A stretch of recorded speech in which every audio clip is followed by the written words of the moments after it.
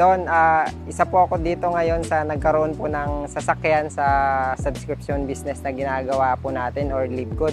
Dati lang po akong factory worker pero ngayon nagagawa ko na po yung gusto ko at nabibili ko na po ang pangangailangan ng aking pamilya, ng aking anak na dating walang-wala po talaga.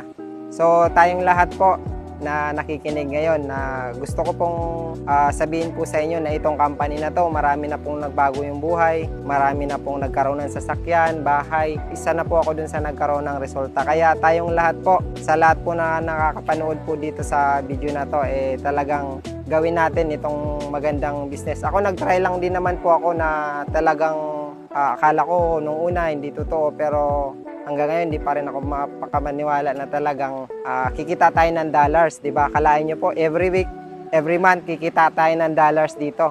Sa lahat ng nangangarap, basta nakasubscribe ka kay Livegood, makukuha mo lahat ang pangarap mo.